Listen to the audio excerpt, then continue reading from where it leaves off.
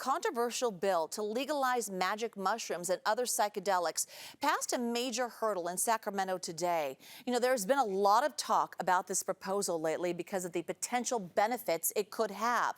Studies have shown certain psychedelics can help with depression, PTSD, anxiety, even substance abuse. But opponents worry making these drugs widely available could have devastating consequences if they fall into the wrong hands. Our Lauren Toms has the story of one mother who lived through it all and is now at the forefront in the fight against this bill. Fearless enthusiasm. That was my boy. As Lisa Hudson walks around her home, her son Shane is celebrated. Shane is an amazing, sparkly soul. He had a thousand friends.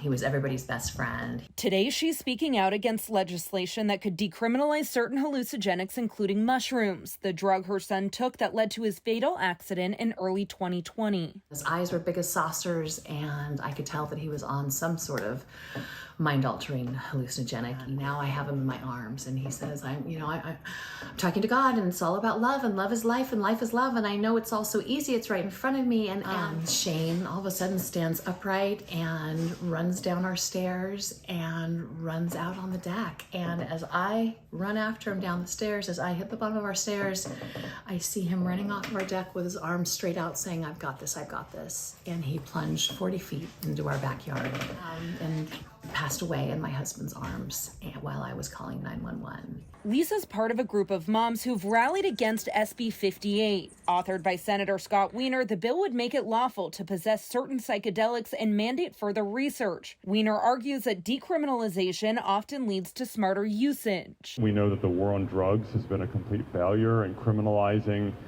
drug use and possession accomplishes absolutely nothing. Studies have shown that controlled use of psychedelics can help treat depression, anxiety, and other mental health disorders. But new research by a group of doctors at Stanford shows hallucinogenic-related hospitalizations spiked 74% between 2016 and 2021. Adverse effects can include psychological trauma, erratic behavior, accidental injuries, and even death.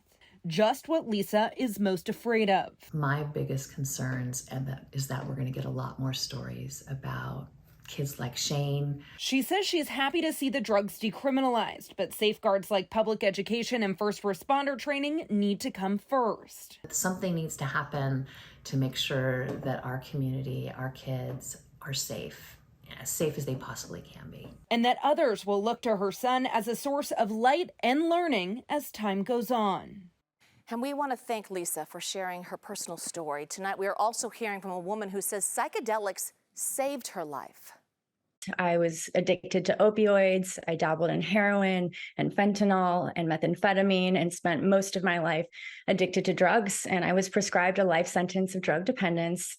The doctors that I had told me I would have to take psychiatric drugs for the rest of my life. And I was able to get off all of the drugs that I was addicted to, but they left me completely debilitated. I lost my ability to talk, walk, function. I lost my vision for over a year. And psychedelic medicine completely brought me back to life and put me on a pathway to healing and helped me transform out of addiction into a space of liberation and joy. Danielle is the executive director of the San Francisco Psychedelic Society. Their goal is to educate people how to use psychedelics safely. She is for the bill, which is just now one more round of votes away before going to Governor Newsom's desk.